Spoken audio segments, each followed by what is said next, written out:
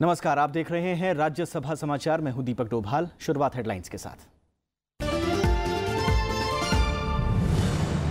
Iraq में लापता 39 भारतीयों की मौत की पुष्टि। विदेश मंत्री सुषमा स्वराज ने सदन में दी जानकारी। पार्थिव शरीरों को भारत लाने के लिए इराक जाएंगे विदेश राज्य मंत्री वीके सिंह।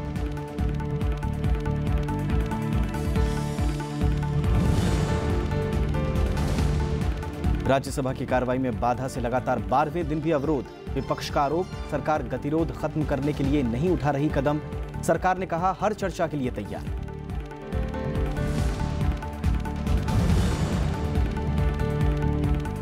सदन में जारी गतिरोध को खत्म करने के लिए सभापति ने सभी दलों के नेताओं के साथ बैठक की।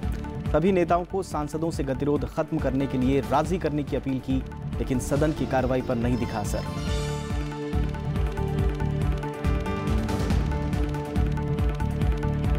इराक में लापता 39 भारतीय अब जिंदा नहीं हैं। विदेश मंत्री सुषमा स्वराज ने आज संसद के दोनों सदनों में इसका ऐलान किया। उन्होंने सहयोग के लिए इराक की सरकार का आभार भी जताया। राज्यसभा में इन लोगों को श्रद्धांजलि भी दी गई। इराक के मोसूल में आईएस ने जिन 39 भारतीयों को अगवा किया था, वो अब जीवित नहीं हैं। विदेश मंत्री सुषमा स्वराज ने मंगलवार को राज्यसभा में ये जानकारी दी। उन्होंने कहा कि भारतीयों की तलाशी के दौरान हमें इराक के बदूश में एक मिट्टी के टीले का पता चला। तहकीकात करने पर यहां 39 लोगों के शव मिले। इनकी डीएनए जांच से पता चला कि ये वो भारतीय हैं जिन्हें आईएस ने अगवा किया था। जो हमने बॉडीज इस माउंड में से एक्सह्यूम करा के भेजी थी, उसका उन्होंने डीएनए टेस्ट करना शुरू किया। सबसे पहला मैच किया संदीप नाम के लड़के का। जैसे उन्होंने खबर दी कि संदीप का डीएनए, तो हमें ये पता चल गया, क्योंकि बॉडीज भी पूरी 39 थी, ये भी एक चिन्ह था, उसमें से बॉडीज भी पूरी 39 निकली थी। उसके बाद एक के बाद एक डीएनए होता चला गया। राजदूत खबर देते रहे, आज 5 हो गए हैं, आज 8 हो गए हैं, आज 10 हो गए हैं। लेकिन कल उन्होंने हमें खबर दी कि 38 लोगों का डीएनए मैच हो गया है और 39वें का डीएनए 70% मैच हुआ है, क्योंकि उसके माता पिता कोई नहीं है। भारतीयों के पार्थिव शरीर को लाने के लिए विदेश राज्य मंत्री वीके सिंह इराक जाएंगे। विशेष विमान से इन शवों को भारत लाया जाएगा। पहले ये विमान अमृतसर में उतरेगा, इसके बाद कोलकाता और पटना जाएगा और परिजनों को पार्थिव शरीर और मृत्यु प्रमाण पत्र सौंपे जाएंगे। हमने अपने राजदूत को कह दिया है कि वहाँ वो तैयारी करे। हम केवल घोषणा तक नहीं रुक रहे हैं। जनरल वीके सिंह जहाज लेकर यहाँ से इराक जाएंगे। उनके पार्थिव शरीर कॉफिन्स में पूरे सर्टिफिकेट के साथ, केवल उनके नाम और पासपोर्ट नंबर के साथ नहीं, मार्टियस फाउंडेशन के सर्टिफिकेट के साथ कि इनका डीएनए फलां से मैच हुआ है, ताकि ये वही व्यक्ति है। उनके जहाज में उनके पार्थिव शरीर लेकर आएंगे। जहाज पहले अमृतसर उतरेगा। 31 लोग उसमें पंजाब के और 4 हिमाचल के, उनको हम वहाँ बॉडीज़ देंगे। फिर पटना जाएंगे उसी जहाज को लेके। जो बिहार के लोग हैं उनके पार्थिव शरीर वहाँ के परिवारजन को सौंपेंगे। वहाँ से कलकत्ता जाएंगे और जो वेस्ट बंगाल के लोग हैं उनको सौंपेंगे। विदेश मंत्री के मुताबिक भारतीय हरजीत मसीह खुद को बांग्लादेशी नागरिक बताकर वहाँ से निकलने में कामयाब रहा।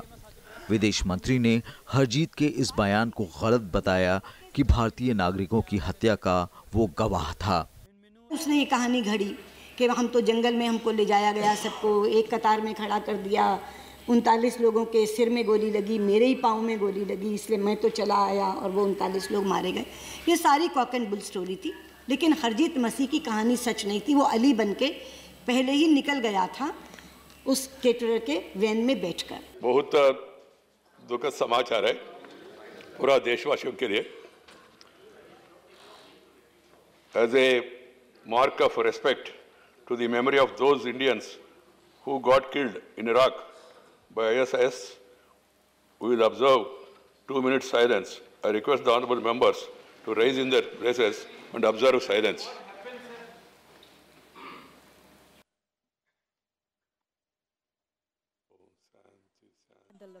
इराक के मोसूल में 40 भारतीयों को आईएस ने अगवा कर लिया था। कृति मिश्रा के साथ अखिलेश सुमन, राज्यसभा टीवी। राज्यसभा की कार्रवाई में मंगलवार को लगातार 12वें दिन अवरोध रहा। विपक्षी सदस्यों ने कई मुद्दे उठाए। नेता विपक्ष गुलाम नबी आजाद ने आरोप लगाया कि सरकार गतिरोध खत्म करने के लिए कोशिश नहीं कर रही है। सरकार ने साफ किया कि वो विपक्षी दलों की ओर से उठाए गए सभी मुद्दों पर चर्चा के लिए तैयार है। राज्यसभा की कार्यवाही मंगलवार को भी अवरोध के कारण नहीं चल पाई। दिन भर के लिए कार्यवाही स्थगित होने से पहले नेता विपक्ष गुलाम नबी आजाद ने कहा कि विपक्षी दल सदन को सुचारू ढंग से चलाना चाहते हैं। उन्होंने कहा कि विपक्षी दल बैंक धोखाधड़ी, आंध्र को विशेष दर्जा और कावेरी जल प्रबंधन बोर्ड के गठन पर चर्चा चाहते हैं। नेता विपक्ष ने आरोप लगाया कि सरकार ने कार्यवाही के सुचारू संचालन के लिए कोई कदम नहीं उठाया है। No effort has been made by the government so far to talk to these political leaders to sort out the issue. So the government is responsible for the impasse because they have not taken any effort to solve this impasse in the House.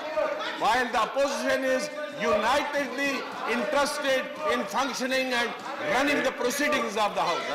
संसदीय कार्य राज्य मंत्री विजय गोयल ने कहा कि सरकार सभी मुद्दों पर चर्चा के लिए तैयार है। कानून मंत्री रविशंकर प्रसाद ने ये मांग रखी कि चर्चा सभी मसलों पर विस्तार से होनी चाहिए।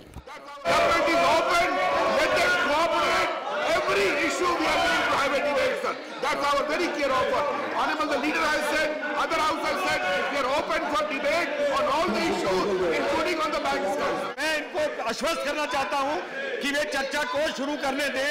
सरकार चर्चा के लिए हर विषय पे, हर टॉपिक पे, हर इशू पे तैयार है चर्चा करने के लिए, चाहे वो कोई विषय हो। इस सरकार ने, मोदी सरकार ने 4 साल विकास के काम किए और भ्रष्टाचार पे लगाम लगाई है और इसीलिए हमको किसी बात का कोई डर नहीं है। सभापति एम वेंकैया नायडू ने भी कहा कि सभी पक्ष सभी मुद्दों पर चर्चा के लिए तैयार हैं।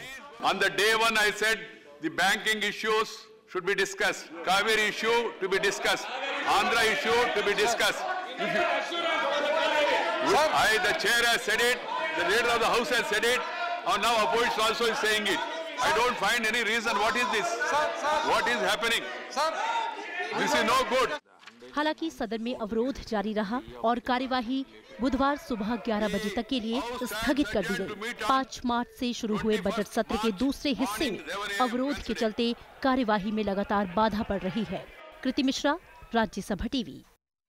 2 हफ्ते से सदन में चल रहे गतिरोध को खत्म करने के लिए सभापति एम वेंकैया नायडू ने सभी दलों के नेताओं के साथ बैठक की और सदन चलाने को लेकर सहमति बनाने की कोशिश की। हालांकि कोई रास्ता नहीं निकल पाया।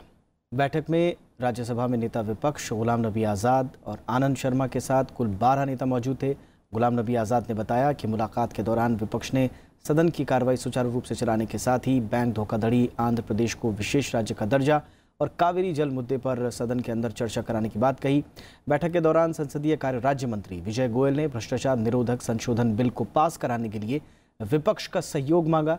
सभापति ने गुलाम नबी आज़ाद के सुझावों पर सहमति जताई कि वो सदन में विपक्ष के मुद्दों को संक्षेप में रखें ताकि सरकार उस पर अपनी प्रतिक्रिया दे। सभापति ने बैठक में उम्मीद जताई कि इससे सदन के अंदर गतिरोध खत्म करने में मदद मिलेगी। सभापति ने इस दौरान तमाम नेताओं को सांसदों को गतिरोध खत्म करने के लिए राजी करने को कहा। बैठक में सभी नेताओं ने सभापति के सुझाव पर सहमति जताई कि विदेश मंत्री सुषमा स्वराज को सदन के भीतर इराक में भारतीय नागरिकों की मौत पर बयान देने का मौका दिया जाए। सभापति ने बैठक में ही जानकारी दी कि राज्यसभा में 2 हफ्ते से जारी गतिरोध से आहत होकर उन्होंने बुधवार को राज्यसभा सांसदों के लिए होने वाले रात्रि भोज को रद्द कर दिया है।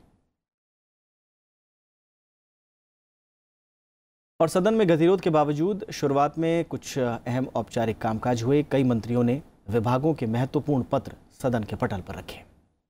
We'll take up our papers to be laid on the table. Sri Raj Kumar Singh. I rise to lay on the table of the House papers mentioned against my name at serial number 1 of today's revised list of business. Sri Shiva Pratap Shukla. सभापति जी, मैं आज के इसलिए संशोधित कार्यसूची में क्रम संख्या 2 पर अपने नाम के सामने उल्लिखित कागजात सदन के पटल पर रखता हूं।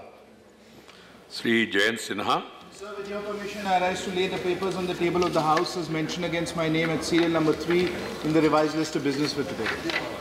Report of the Department-related Parliamentary Standing Committee on Health and Family Welfare, Professor Ram Gopal Yadav. Sir, with your permission, I present the 109th report in English and Hindi of the Department-related Parliamentary Standing Committee on Health and Family Welfare on the National Medical Commission Bill 2017. तो ये थे राज्यसभा समाचार। नमस्कार।